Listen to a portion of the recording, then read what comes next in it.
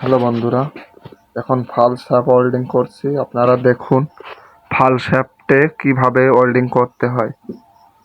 প্রথমে আমরা ফাল শ্যাপটের কলারের মাল ধরাচ্ছি, 4 কানবাটির কলার। দেখতে থাকুন আমাদের সাথে।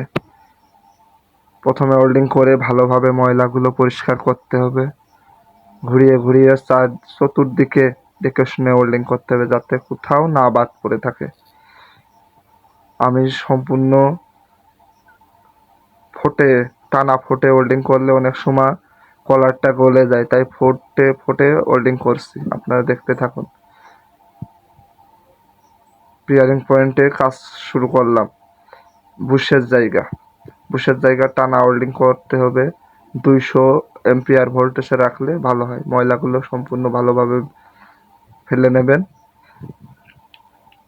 ঘুরিয়ে ঘুরিয়ে চতুর্পাশে টানা ওয়েল্ডিং করবেন, যাতে কোথাও পুকরা না থাকে, ওয়েল্ডিংয়ের ময়লা লেগে না থাকে।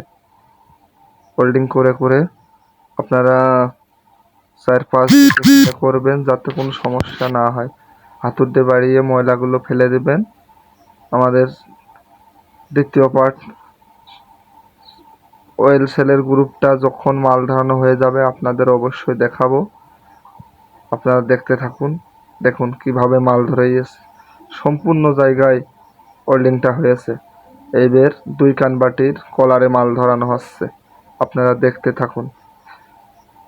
আমার যদি কোনো ভিডিওতে কথাবার্তা বলা ভুল হয়ে থাকে, আপনারা কমেন্টস এবং মেসেজ দিয়ে আমাকে জানাতে পারেন। আমি নতুন কন্টেন্ট ক্রিয়েটার, আমি এসব বিষয়ে অত অভিজ্ঞতা না। যদি কোনো কাজের ভুল ত্রুটি থাকে তাহলে অবশ্যই আমাকে মেসেজে বলবেন, আমি সেটা আপনাদের কাছ থেকে শিখব। কাজ শেখার কোনো বয়স নেই। এবার কলারটা মাল ধরানো হলো, ময়লাগুলো সম্পূর্ণ ফেলে দিচ্ছি। দেখবেন ছোট ছোট হাতুড় দিয়ে বাড়িয়ে ওয়েল্ডিংয়ের ময়লাগুলো ফেলবেন। এবার বুশের জায়গা, সেকেন্ড বুশের জায়গায় মাল ধরাতে হবে। স্টিক ফুরিয়ে গেলে স্টিকটা লাগিয়ে নেবেন সম্পূর্ণ অ্যাঙ্গেলে। এবার দ্বিতীয় পয়েন্ট, বুশের জায়গায় মাল ধরানো হচ্ছে। বুশের জায়গায় টানা ওয়েল্ডিং করবেন। 2 কানবাটির ওয়েল্ডিংটা ভালোভাবে ময়লা ফেলে নেবেন। ওয়েল্ডিংয়ের ময়লা ফেলার পর ঘুরিয়ে আবার বিপরীত পাশে ওয়েল্ডিং করবেন, যাতে শ্যাপটা সম্পূর্ণ নিউট্রাল থাকে, টাল না হয়।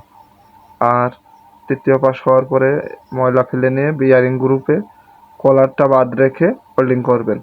দেখুন কলারের জায়গাটা যাতে ওখানে লকটা ভালোভাবে আটকায়, লকের জায়গাটা বাদ রেখে সম্পূর্ণ জায়গায় ওয়েল্ডিং করে দিচ্ছি। ভিডিওটা যদি ভালো লেগে থাকে আমাদের সাথেই থাকবেন এবং কমেন্টস, লাইক, শেয়ার সবই করবেন। ধন্যবাদ।